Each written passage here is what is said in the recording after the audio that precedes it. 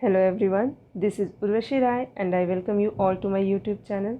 आज के इस वीडियो में हम डिस्कस करेंगे हमारे मैथ्स के 4th chapter direct and inverse variation का वर्कशीट 1। वर्कशीट 1 में टोटल 12 क्वेश्चंस हैं, जिसके क्वेश्चन नंबर 1 to 8 को हमने ऑलरेडी लास्ट के 2 वीडियोज़ में कवर कर लिया है।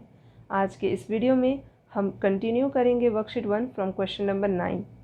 तो स्टार्ट करते हैं आज का worksheet. Rohan takes 14 steps in covering a distance of 2.8 meter. What distance would he cover in 150 steps? इस क्वेश्चन में रोहन 2.8 मीटर डिस्टेंस कवर कर रहा है 14 स्टेप्स में। अब तुम्हें बताना है कि अगर ये नंबर ऑफ स्टेप्स इंक्रीज होकर 150 स्टेप्स हो जाए तो कितना डिस्टेंस कवर होगा। तो स्टेप्स का मतलब क्या होता है? चलना। ठीक है, मान लो तुम 14 स्टेप्स ले रहे हो, यानी तुम चल रहे हो तो तुम कुछ डिस्टेंस कवर करोगे। अब अगर तुम 14 स्टेप्स की जगह 150 स्टेप्स लोगे, यानी जो डिस्टेंस होगा वो तो तुम ज़्यादा कवर करोगे क्योंकि तुम ज़्यादा चल रहे हो। ठीक है, तो ये एक डायरेक्ट वेरिएशन का केस है। तो हम जानते हैं जब डायरेक्ट वेरिएशन का केस होता है तो जो क्वांटिटीज़ होती हैं उनका रेशियो कांस्टेंट या फिर ऐसा कह सकते हो कि इक्वल होता है। क्लियर है? तो सबसे पहले देखते हैं कि यहाँ पे क्या फाइंड करना है। Let the distance covered be x. अब इस टेबल में हम वो दोनों क्वांटिटीज़ रिप्रेजेंट कर लेते हैं जो इस क्वेश्चन में गिवन है। क्या है? सबसे पहली क्वांटिटी है नंबर ऑफ़ स्टेप्स जो रोहन ले रहा है, और सेकंड क्वांटिटी है डिस्टेंस कवर्ड जो यहाँ पर मीटर में गिवन है। तो नंबर ऑफ़ स्टेप्स कितना है? फर्स्ट केस में 14 स्टेप्स है, 2.8 मीटर डिस्टेंस कवर हो रहा है। नेक्स्ट केस में हमें 150 स्टेप्स तो पता है पर डिस्टेंस नहीं पता है, तो हम लिख लेंगे x, और ये हो गया 150। अब दोनों ही क्वांटिटीज़ डायरेक्टली वेरी कर रही हैं तो इनको इक्वेट कर दो। इक्वेट करके हमें x की वैल्यू को फाइंड करना है। So this will be 14/2.8 is equal to 150/x। कैसे सॉल्व करेंगे? तो अब हम इन्हें क्रॉस मल्टीप्लाई करेंगे। This will imply 14 into x is equal to 150 into 2.8। अब ये जो 14 है ये इक्वल साइन के उस साइड चला जाएगा and that will be 150 into 2.8/14। अब यहाँ पे जो ये 2.8 है ये एक्चुअल में एक डेसिमल नंबर है। ठीक, तो इस डेसिमल नंबर का हम सबसे पहले डेसिमल हटाएंगे। तो जब इसका डेसिमल हम हटाएंगे तो ये नीचे में डिनोमिनेटर 10 आ जाएगा क्योंकि डेसिमल के बाद सिंगल डिजिट है। तो ये हो जाएगा 150 इंटू 28/14 इंटू 10। अब इसके बाद बस हमें देखना है कि कौन कौन से टर्म्स कैंसिल हो रहे हैं और उन्हें कट करना है। सबसे पहले 0 कैंसिल होगा, फिर 14 इंटू 2 28 होता है तो ये 2 टाइम्स कैंसिल हो जाएगा। अब हमारे पास क्या बचा है? 15 इंटू 2 दैट विल बी 30। ये एक्चुअल में क्या है? ये डिस्टेंस है। सो ये हो जाएगा 30 मीटर्स। तो हम लिख सकते हैं therefore the distance covered in 150 steps is 30 metres. Clear है ये क्वेश्चन? अब देखते हैं हमारा question number 10। 48 refined oil cans of 5 liters can be packed in 8 cartons of the same size. How many such cartons will be required to pack 216 cans? तो सबसे पहले इस क्वेश्चन को समझते हैं। इस क्वेश्चन में गिवन है कि हमारे पास कुछ ऑयल के कैंस हैं जिनकी क्वांटिटी है 5 लीटर्स, यानी एक ऑयल कैन में 5 लीटर ऑफ ऑयल आ सकता है। तो क्वेश्चन के अकॉर्डिंग 8 कार्टन्स में 48 ऑयल कैंस पैक हो सकते हैं।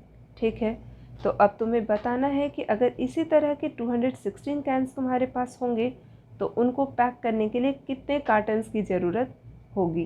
तो यहाँ पे जो ये 48 रिफाइंड ऑयल कैंस है, इसका मतलब है कि हमारे पास छोटे छोटे कैंस हैं ऑयल के, ठीक है, जिनको कार्टन्स में पैक किया जा रहा है। मान लो ये एक छोटा सा कैन है जिसकी क्वांटिटी है 5 लीटर, इसको इस कार्टन में पैक कर दिया गया। ठीक, अब इस तरह के बहुत सारे कैंस हैं जिनको कार्टन्स में पैक किया जा रहा है। ठीक है, यहाँ पर 48 कैंस हैं इस तरह के जिनको इन कार्टन्स में रखा जा रहा है। तो अब जब कैंस का नंबर बढ़ेगा तो रिक्वायरमेंट तो बढ़ जाएगी ना कार्टन्स की। ऐसा तो नहीं है कि ये जो 216 कैंस है वो उतने ही कार्टन्स में आ जाएंगे जितने में ये 48 रिफाइंड ऑयल कैंस आ रहा था।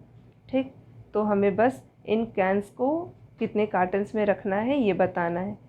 अब यहाँ पे जो ये 5 लीटर्स क्वांटिटी दी हुई है ये एक्चुअल में सिर्फ कंफ्यूज करने के लिए दी हुई है। ठीक है, ये एक कैन का क्वांटिटी दिया हुआ है कि 5 लीटर का कैन है, इससे हमें कोई मतलब नहीं है।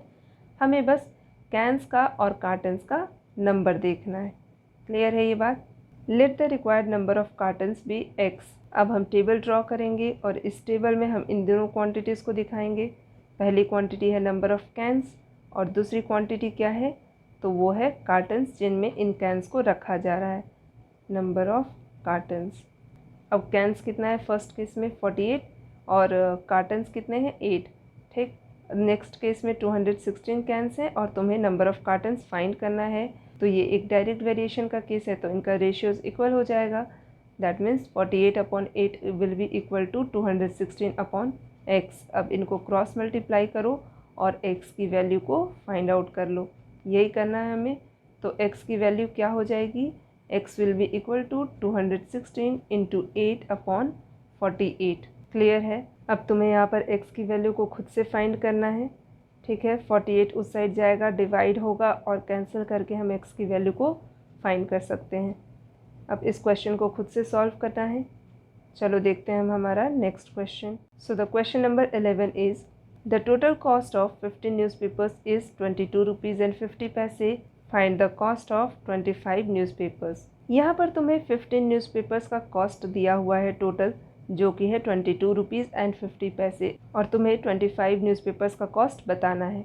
अब यहाँ पर देखो, ये जो नंबर ऑफ़ न्यूज़पेपर है ये इंक्रीज़ कर रहा है, तो इसका मतलब ये हुआ कि जो क्वांटिटी है, जो टोटल अमाउंट तुम दे रहे थे 15 न्यूज़पेपर्स का, वो जब नंबर ऑफ़ न्यूज़पेपर्स इंक्रीज़ कर रहा है तो वो अमाउंट भी इंक्रीज़ करेगा। तो ये एक डायरेक्ट वेरिएशन का केस है।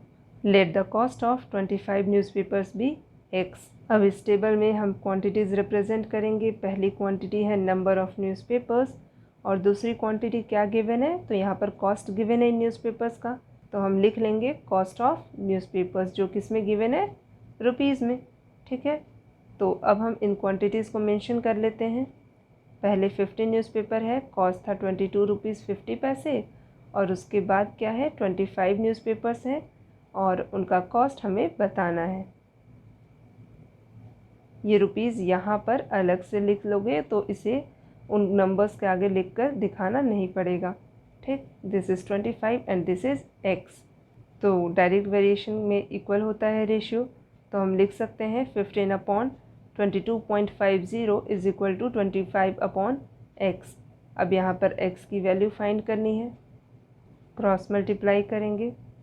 This will imply that 15 × x is equal to 25 × 22.50।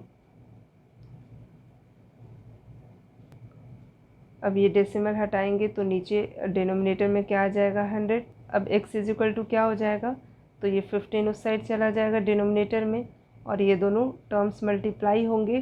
25 × 22 50/100 × 15। ठीक है, इसको सॉल्व करेंगे, कैंसिल करेंगे। 15 और 25 5 के टेबल से कैंसिल हो जाएगा। ठीक, 3 टाइम्स और 5 टाइम्स।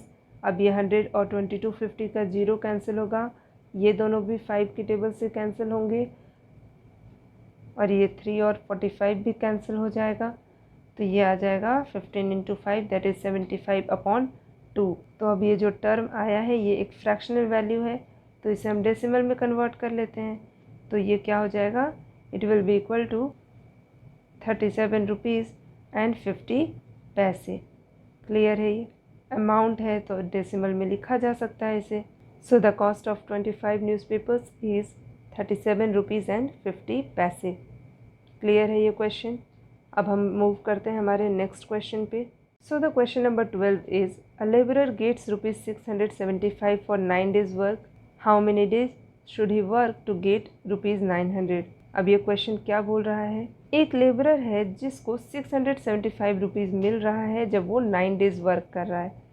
अब मान लो उसे वो अमाउंट इंक्रीज़ करना है अपना, तो उसे क्या करना होगा, ज़्यादा दिन काम करना होगा, क्योंकि पर डे के हिसाब से उसे कुछ अमाउंट मिल रहा होगा। तो यहाँ पर अमाउंट इंक्रीज़ करने के लिए नंबर ऑफ़ डेज़ को इंक्रीज़ होना होगा, यानी ये एक डायरेक्ट वेरिएशन का केस है। Let the number of required days be x।